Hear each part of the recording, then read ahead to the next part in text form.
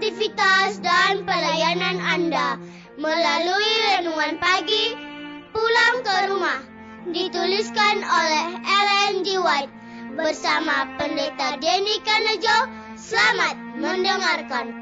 Salam, selamat pagi para pendengar yang setia. Selamat menikmati hari yang baru. Selamat menerima berkat Tuhan melalui audio Renungan Pagi. Renungan Pagi saat ini tanggal 13 Oktober 2020 berjudul Gabungan Keadilan dan Kemurahan. Ayat inti kita terambil di dalam Ibrani 9 ayat yang ketiga hingga ayat yang keempat. Demikian firman Tuhan. Di belakang tirai yang kedua terdapat suatu kemah lagi yang disebut tempat yang maha kudus. Di situ terdapat mezbah pembakaran ukupan dari emas dan tabut perjanjian. Mari kita ikuti penjelasannya. Jadi demikianlah mereka yang mempelajari pelajaran ini menemukan bukti yang tidak bisa dibantah mengenai adanya tempat kudus di sorga. Musa membangun tempat kudus di dunia ini menurut pola yang ditunjukkan kepadanya. Rasul Paulus mengajarkan bahwa pola itulah tempat kudus yang sebenarnya, yaitu yang di sorga. Dan Rasul Yohanes menyaksikan bahwa ia melihatnya di sorga. Di dalam bait suci di sorga, tempat tinggal Allah taktanya didirikan dalam kebenaran dan keadilan. Di bilik yang maha suci ia melihat hukumnya sebagai ukuran kebenaran dengan massa, di mana semua umat manusia diuji. Tabut tempat menyimpan loh-loh hukum itu ditutupi dengan tutup pendamaian. Di hadirat inilah Kristus mengadakan permohonan melalui darahnya demi orang-orang berdosa. Dengan demikian dilambangkan gabungan keadilan dan kemurahan dalam rencana penebusan manusia. Hanya hikmat yang tanpa batas saja yang dapat merancangnya dan kuasa yang tak terbatas yang dapat mewujudkannya. Gabungan inilah yang memenuhi semua sorga dengan keagungan dan rasa hormat.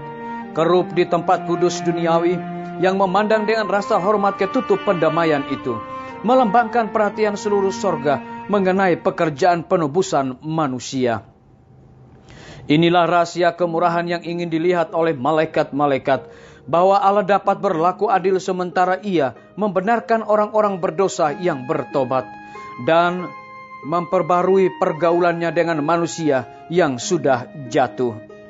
Bahwa Kristus dapat merendahkan dirinya untuk mengangkat orang-orang yang tak terhitung banyaknya dari jurang kebinasaan dan memakaikan kepada mereka jubah kebenarannya sendiri untuk dipersatukan dengan malaikat-malaikat yang tidak pernah jatuh dan untuk tinggal selamanya di hadirat Allah.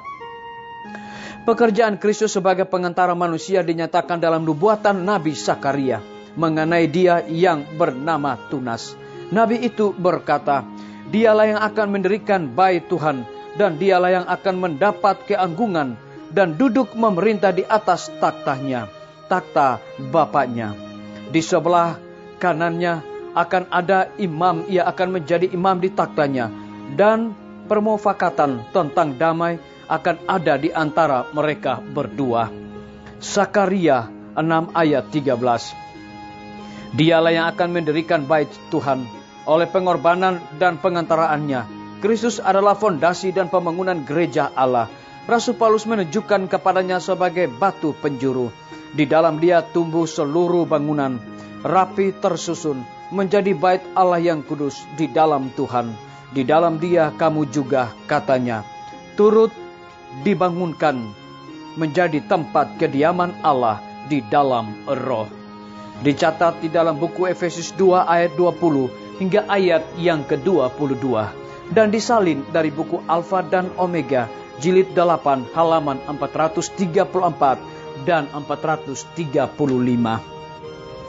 Saudara-saudaraku, para pendengar yang setia dimanapun Anda berada saat ini, semoga firman Tuhan hari ini akan menjadi berkat rohani bagi kita semua dalam melakukan aktivitas kita masing-masing.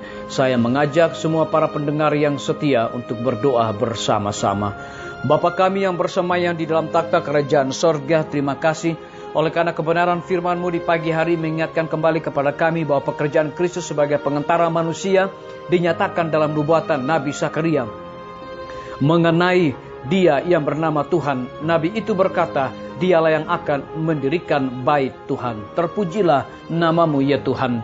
Pagi ini hamba berdoa bagi para tim medis. Tuhan berkati dokter, perawat, dan juga para pekerja kesehatan di setiap rumah sakit yang ada di Indonesia. Kiranya hikmat sorga Tuhan berikan kepada mereka agar dapat menjalankan pelayanan yang terbaik di tengah-tengah pandemi kepada orang-orang yang terinfeksi wabah corona.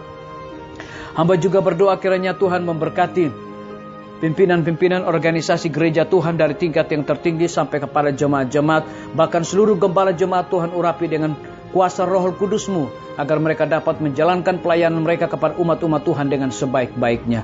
Hamba berdoa bagi guru-guru, kepala sekolah dan semua anak didik dimanapun mereka berada saat ini, Tuhan lindungi dan pelihara mereka. Hamba menyerahkan TNI, Polri, PNS, wira swasta, petani, pedagang, nelayan, tukang grab, dan saudara-saudara kami yang ada di dalam penjara ke dalam tangan kasih dan rahmat-Mu. Kiranya Tuhan lindungi dan pelihara mereka, cukupkan kebutuhan mereka, dan mereka juga dapat menjalankan tanggung jawab mereka dengan sebaik-baiknya. Hamba juga berdoa bagi para pendengar yang setia yang berulang tahun di hari ini. Dengan bertambahnya usia yang Tuhan berikan bagi hidup mereka, mereka selalu bersyukur dan melayani Tuhan senantiasa. Hamba berdoa bagi pemerintah kami dari tingkat yang tertinggi sampai kepada pemerintahan yang paling terendah yang ada di desa-desa bahkan RT-RT. Kiranya hikmat sorga Tuhan berikan kepada mereka agar dapat menjalankan tugas mereka di tengah-tengah pandemi dan juga demo yang berlangsung saat sekarang ini oleh karena ketidakkepuasan atas kebijakan-kebijakan yang dilakukan oleh pihak pemerintah. Biarlah dapat diatasi dengan hikmat dan cara Tuhan sendiri. Terima kasih Tuhan Yesus. Kami serahkan permohonan ini ke dalam tangan-Mu ya Bapa. Kehendak-Mu yang jadi Tuhan, kami sudah berdoa hanya di dalam nama Tuhan Yesus dan Juru Selamat kami. Amin. Sampai jumpa. Tuhan Yesus memberkati kita semua. Betapa ku rindu negeri yang indah yang disediakan Bapa. Sana orang saleh memuji Tuhan, di surga senang kekal. Ku rindu ke surga, sana rumahku, rindu masuki gerbang mutiara, tak pernah bersusah atau gentar, di surga ku hidup kekal. Sana ku pandang wajah Rajaku yang telah mati gantiku, bersuka cita selama-lamanya, di surga senang kekal.